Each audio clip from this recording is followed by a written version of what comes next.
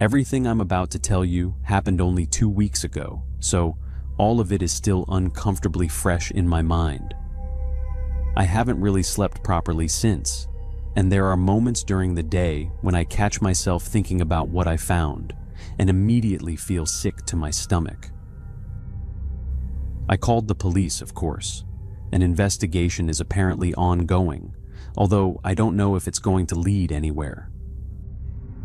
The cabin was old, incredibly old, and I have no way of knowing whether what I found there had happened recently or if it had been sitting there for years, waiting for someone to come across it.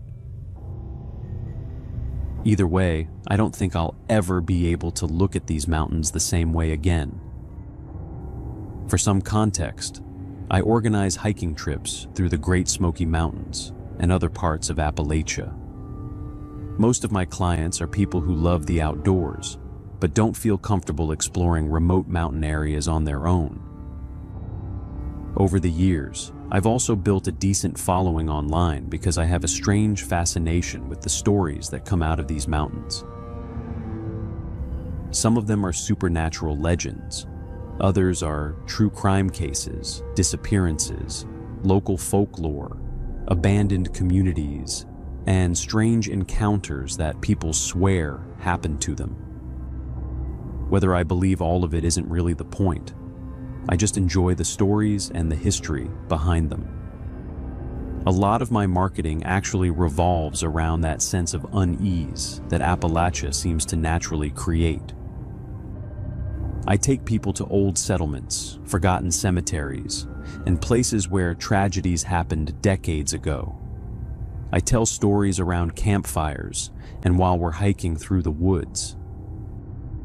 People enjoy feeling unsettled in a safe environment. They want that creeping sensation that maybe there's something watching them from the trees, even when they know there isn't. I always try to do it respectfully, though. If something terrible happened recently and families are still grieving, I leave it alone. Some things aren't entertainment. But old stories and local legends are different, and exploring them has become both my job and my favorite thing in the world. This particular trip wasn't for clients. I was alone because I wanted to investigate a location I'd read about online. A guy on Reddit had posted about an abandoned cabin somewhere in the Smokies. I ended up reaching out to him privately, and he gave me a rough location. According to him, he had been camping nearby and woke up in the middle of the night because he heard somebody screaming. Not shouting and not talking, but screaming. He said it sounded like someone was in absolute agony. He didn't even know the cabin existed at first. He only discovered it because he followed the sound through the trees. He eventually realized the screams were coming from inside the cabin itself. The problem was that the cabin was supposed to have been abandoned for years. He didn't investigate any further. He was alone, unarmed, and deep in the mountains. Instead, he packed his gear and left before sunrise. The one thing that stuck with me was that he never called the police. I remember reading that message and feeling irritated with him. If there's even a small chance that someone is genuinely in distress, you call somebody. You don't need to play hero or put yourself in danger, but at least make the call. That's the minimum amount of responsibility we owe each other. The story got my attention because another post from years earlier described the same cabin as one of the supposedly haunted locations hidden in that area of the Smokies. I figured there was probably a rational explanation for everything. Maybe local kids were messing around. Maybe there were squatters living inside. Maybe the Reddit guy had heard an animal and let his imagination fill in the blanks. Regardless, it sounded interesting enough that I decided to check it out. I deliberately parked farther away than I needed to. There was actually an old service road that would have put me within a day's hike of the location, but part of my job involves understanding these places properly. I like learning how long it realistically takes to reach somewhere, how difficult the terrain is, and whether it's practical for future trips. So I took the longer route. After about 2.5 days of hiking, I finally reached the area. The cabin sat among the trees on a slight rise overlooking a narrow clearing. It wasn't especially large, and if nobody had told me it was there, I probably would have walked right past it. The wood had darkened with age, parts of the roof had partially collapsed, and several windows were boarded over. It looked like every abandoned structure you imagine finding deep in the mountains. Except there was something about it that immediately made me uncomfortable. I can't explain why. I set up my tent a reasonable distance away because I didn't particularly like the idea of sleeping next to an abandoned building in the middle of nowhere. I laughed at myself while I was doing it because I spend a huge portion of my life telling scary stories in these mountains. I've camped beside abandoned mines, old churches, and places where murders happened. I've heard every ghost story Appalachia has to offer. Nothing has ever bothered me. But that cabin did. I spent maybe an hour sitting by my camp stove, eating dinner and occasionally glancing over at it. Every time I looked in that direction, I had this strange feeling that I shouldn't be there. It wasn't fear exactly. It felt more primitive than that. The closest thing I can compare it to is the instinct you get when you accidentally walk too close to the edge of a cliff. Your body suddenly becomes aware of danger before your mind has identified any actual threat. Eventually, I climbed into my tent and tried to sleep. But I couldn't. I kept staring at the fabric wall nearest the cabin. I remember checking my phone repeatedly, trying to distract myself. I even laughed once because I realized how ridiculous I was being. I was a grown adult who literally made a living exploring creepy places, and an abandoned cabin was somehow making me feel like a nervous kid. Around 2 a.m, I finally gave up. I got out of my tent, packed everything back into my backpack, and moved camp. I didn't move a few feet. I moved as far away from that cabin as I reasonably could. I've never done anything like that before in my life. I have slept in places where people claimed they saw ghosts, heard voices, or witnessed all kinds of bizarre things. I've never once felt an overwhelming need to leave. But that night, I did. It felt like every instinct I had was telling me to put distance between myself and that building. The next morning, with sunlight filtering through the trees and birds making noise again, I felt stupid. Everything looked normal. The cabin looked old and abandoned and completely harmless. Part of me considered just hiking back and forgetting the whole thing, but this was literally the reason I'd come all that way. I hadn't heard any screams during the night. Nothing strange had happened. I convinced myself I had simply let the stories get into my head. So I walked back to the cabin. One of the windows had already been broken, probably years earlier, and I climbed through it. Even during the daytime, I still needed my flashlight because most of the windows had been boarded shut from the inside. The interior smelled like damp wood and old dust. Furniture was scattered everywhere. Some of it had collapsed. Other pieces looked like they had been moved around by people exploring the place over the years. Graffiti covered one wall. A few drawers had been pulled out and left open. At first, it was honestly disappointing. It was just an old cabin. The objects inside looked ancient.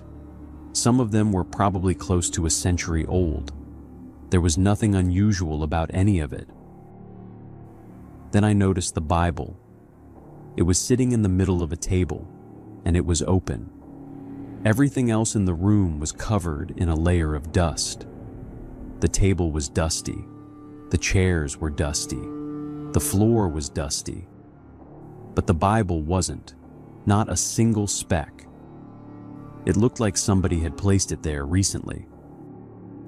I was standing there in complete silence, staring at it with my flashlight in one hand, and wondering why someone would come all the way out into the middle of the Smoky Mountains just to leave a perfectly clean Bible inside an abandoned cabin. Maybe it meant nothing. Maybe somebody had been there a few days earlier and left it behind. But for some reason, looking at that untouched Bible in the center of that room made me feel exactly the same way I had felt the night before, like I shouldn't be there. I tried to put the Bible out of my mind and just kept exploring the cabin.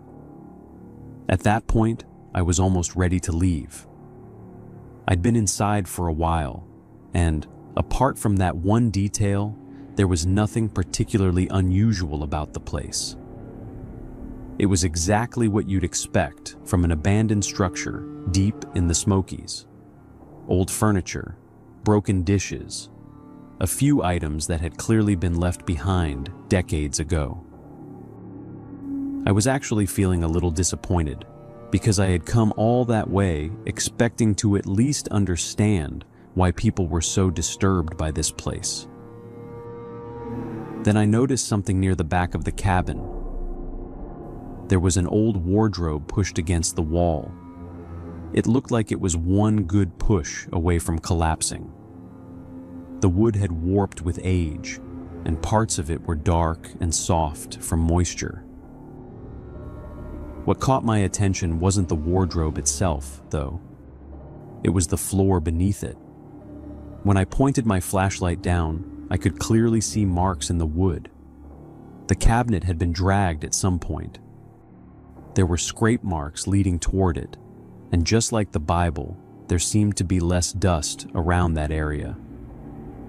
It wasn't spotless by any means, but it looked disturbed, like somebody had moved it relatively recently.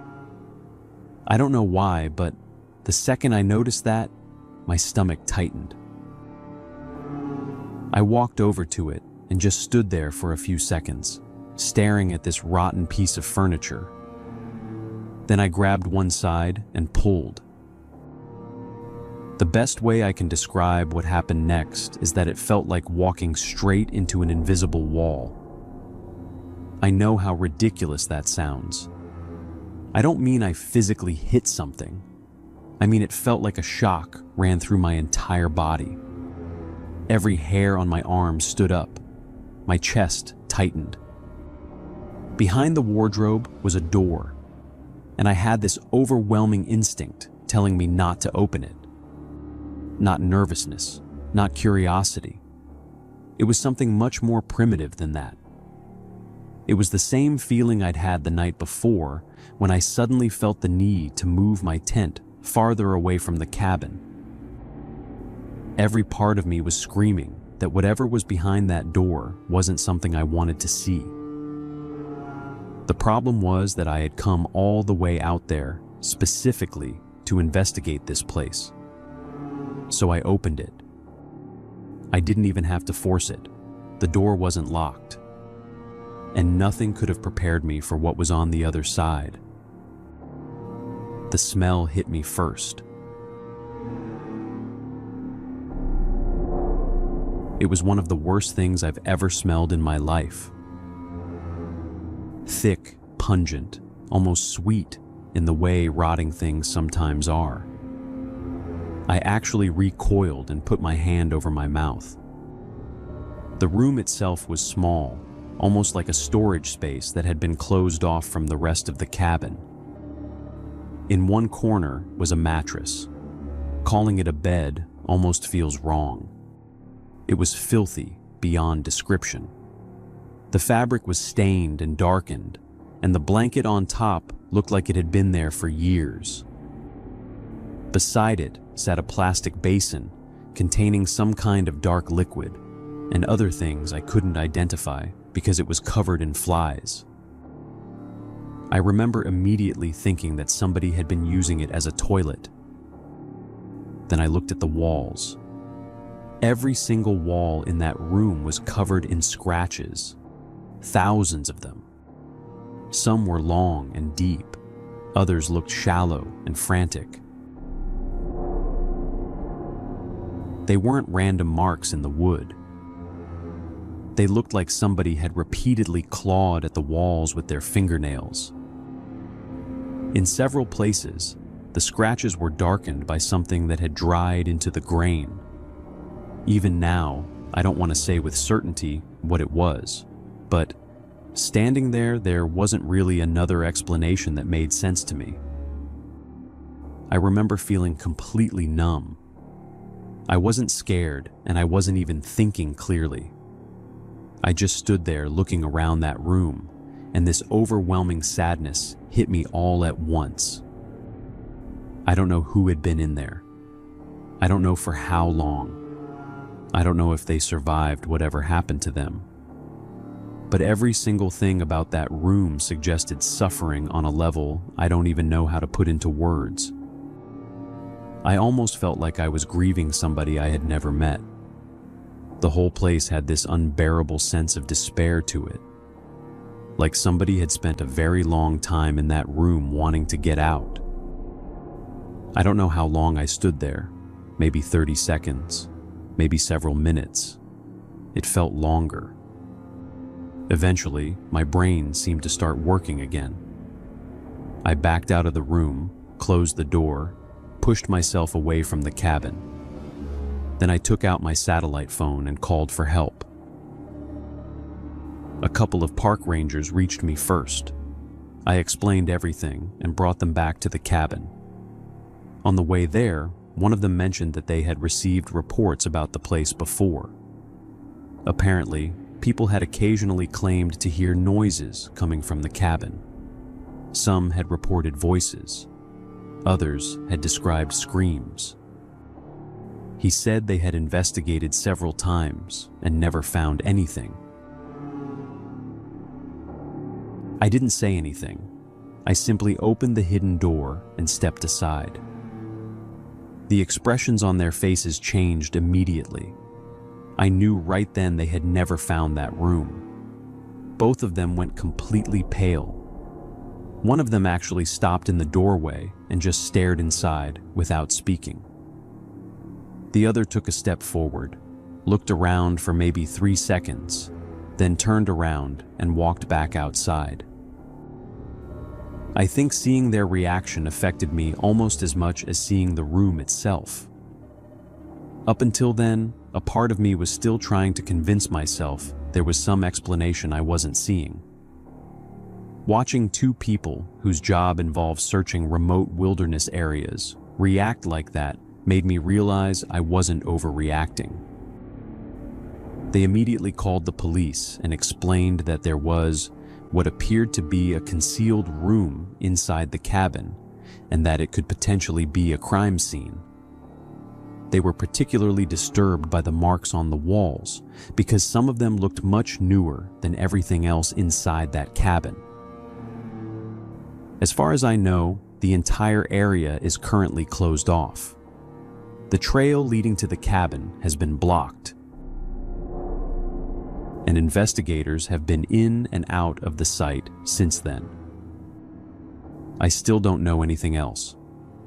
That's the part that's driving me insane. There are no answers. I keep thinking about that room. I think about it while I'm driving. I think about it when I'm trying to sleep. I think about somebody lying on that mattress and scratching those walls until their fingers bled. Sometimes it gets to me more than I'd like to admit.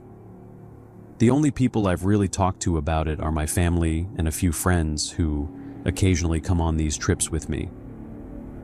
There are places in Appalachia where I don't like going alone. Not because I'm particularly fearful, but because these mountains are isolated enough that if something goes wrong, it can go very wrong. I'm a fairly big guy, and I've spent most of my life outdoors, but there are moments when you realize confidence can create a false sense of security.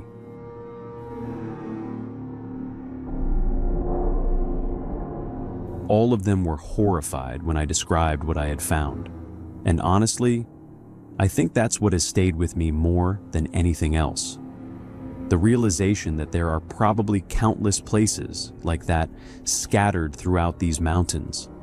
Cabins, sheds, hunting camps, abandoned homes that nobody checks and nobody thinks about anymore.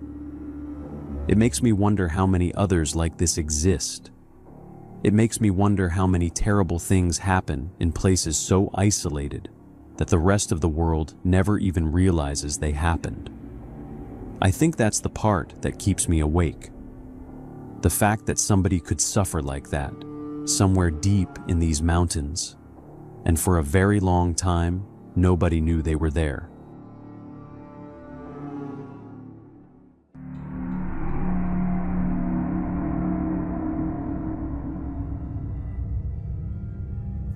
This all happened very recently, only a couple of weeks ago, so it's all still sitting right there in my head. I don't even know why I'm telling this story. Maybe because I don't know what else to do with it.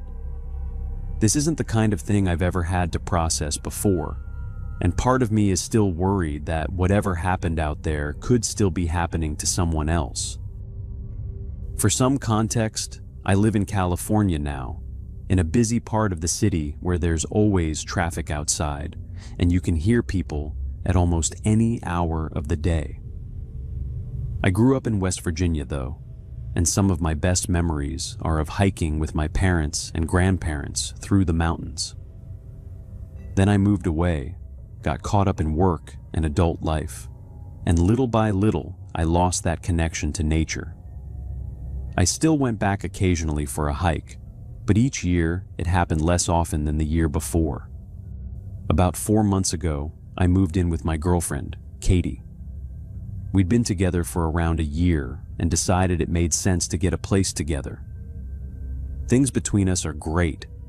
We have a healthy relationship and communicate well. But anyone who's ever moved in with a partner knows there's a delicate adjustment period at first. You're learning each other's habits, routines, and personal space, especially when both people have spent years living alone and answering only to themselves. To break up the routine a little, and if I'm being completely honest, because I wanted to impress her, I suggested we go camping in West Virginia. I'd done it countless times before, but Katie had never been camping in her life. Looking back now, I think the mountains of West Virginia may have been a bit much for someone's first experience.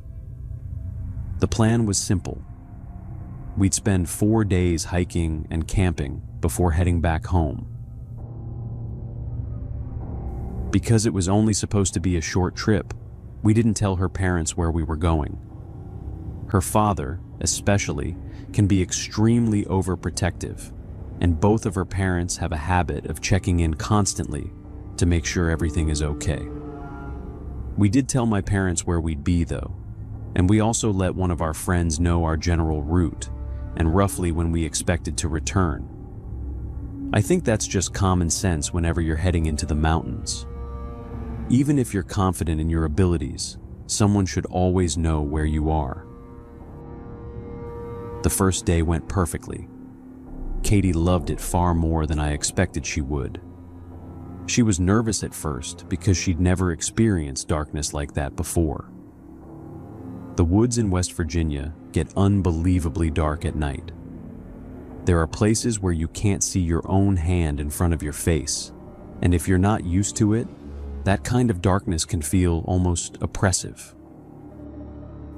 Then there are all the sounds, branches creaking, leaves moving, animals you can't see making noises somewhere in the trees.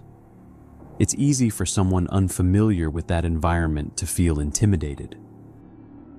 Even so, we weren't completely isolated on that first night. We knew we could reach civilization relatively quickly if something went wrong, and that seemed to reassure her. The second day was supposed to take us farther into the mountains. Everything was fine until around 4 in the afternoon, when it suddenly started pouring rain. We checked the weather forecast before leaving, and every single day had shown sunshine. But mountain weather doesn't always care about forecasts. Within minutes, it was raining so hard that we were completely soaked. The trail became muddy almost immediately, and water was beginning to run down parts of it like tiny streams. We weren't prepared for that kind of weather at all. Instead of continuing toward the area where we'd planned to camp, we decided to look for some kind of temporary shelter. There are old structures scattered throughout parts of those mountains, and every now and then you'll come across a place where hikers can at least get out of the rain. It must have been about an hour after the storm started, when we were both drenched, cold, and more than a little irritated by the whole situation, that we found the cabin. It was obviously abandoned. The structure was old, the windows were dark, and the entire place had that strange look that buildings develop when they've been left alone for years. Neither of us wanted to go inside. That wasn't the plan. But the rain was coming down so heavily that we didn't have many options. As it turned out, getting inside wasn't difficult. One of the downstairs windows had already been broken, which meant someone had probably used the place before us for exactly the same reason. Inside, there wasn't anything particularly strange, at least not at first. The cabin simply felt abandoned. The air was stale, and there was dust everywhere, but the structure itself seemed solid enough. It didn't look like it was about to collapse on top of us. Since the ground outside had become completely saturated and there were puddles forming everywhere, we decided we'd probably spend the night there and continue in the morning. We laid out our sleeping bags, rigged up a small tarp above us as an extra layer of protection from the occasional leak in the roof, and did our best to dry our clothes and switch into whatever dry things we still had left in our packs. Even our backpacks had gotten wet, so neither of us was particularly comfortable. At some point we fell asleep. I don't know how much time had passed when Katie suddenly woke me up. She told me she'd heard what sounded like a child. I can't explain why the way she said it made every hair on my arm stand up, but it did. I could tell she wasn't joking, and she wasn't confused. Katie isn't dramatic. She doesn't exaggerate things, and she certainly doesn't invent things for attention. If she says she heard something, then she heard something. She explained that she'd woken up because she thought she could hear a child laughing.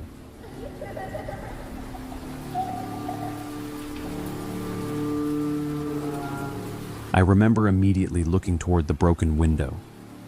Rain was still falling heavily outside, and I couldn't see anything at all. I asked her whether she thought maybe she'd been dreaming.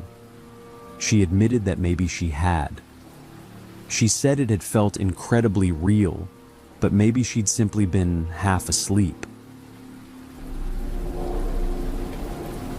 Since we were both awake at that point, and a little unsettled by the idea of hearing a child in the middle of nowhere, we stayed awake for a while longer before eventually drifting back to sleep. Then I woke up to the sound of a child laughing.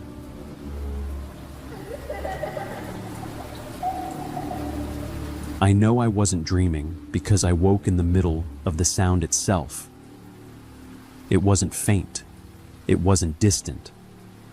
The laugh seemed close enough that, for a split second, I had the bizarre sensation that there was another person in the room with us. I was already turning toward Katie to tell her I'd heard it too when it happened again.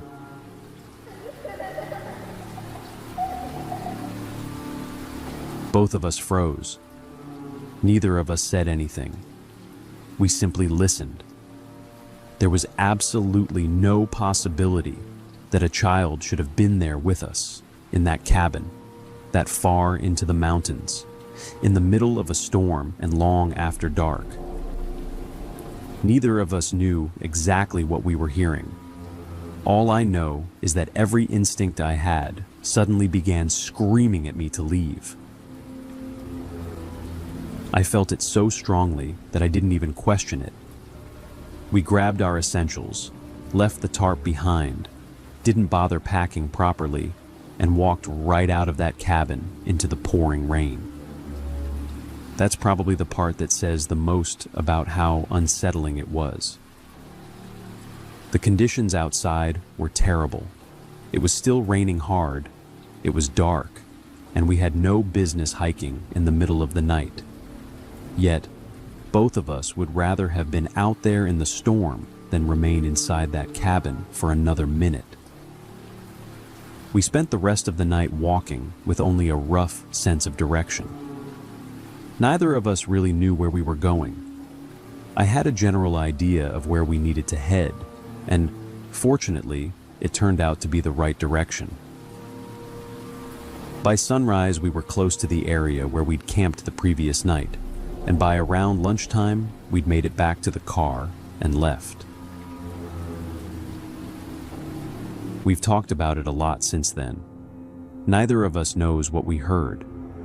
All we know is that, despite sounding like a child laughing, there was no reasonable way for a child to have been there with us. And more than that, there was something about the sound itself that didn't feel natural. I know how ridiculous that sounds. I'm not a spiritual person. I don't believe in the supernatural.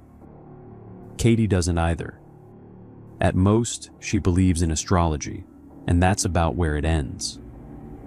But both of us came away from that mountain with exactly the same feeling. Whatever laughed in that cabin that night, it wasn't a child. As if all of that somehow hadn't already been frightening enough. And believe me when I say that it was. This is the part where I stop having any kind of explanation and start feeling genuinely afraid. 2 weeks passed. Katie and I went back home and gradually slipped into our normal routines again. We still talked about what happened in that cabin fairly often because it had shaken both of us more than either of us wanted to admit. But we were trying to move on from it. We kept attempting to rationalize it. Maybe we'd heard some kind of animal. Maybe the acoustics inside the cabin had distorted another sound. Maybe we'd both been exhausted and already on edge from being stranded in the middle of a storm. The human brain can do strange things under stress, and I think we both wanted there to be an explanation, even if we couldn't quite figure out what it was. Then, 2 nights ago, something happened that I still don't know how to process. I woke up to exactly the same laugh.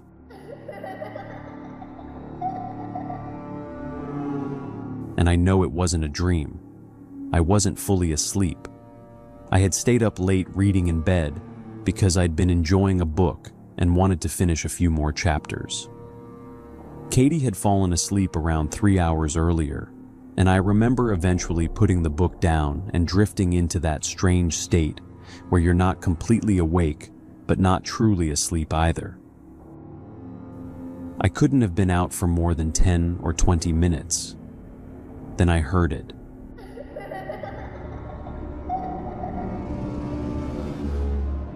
I sat upright so fast that my chest hurt. It was 4 in the morning, and I heard a child laughing. The sound was identical to what we had heard in that cabin.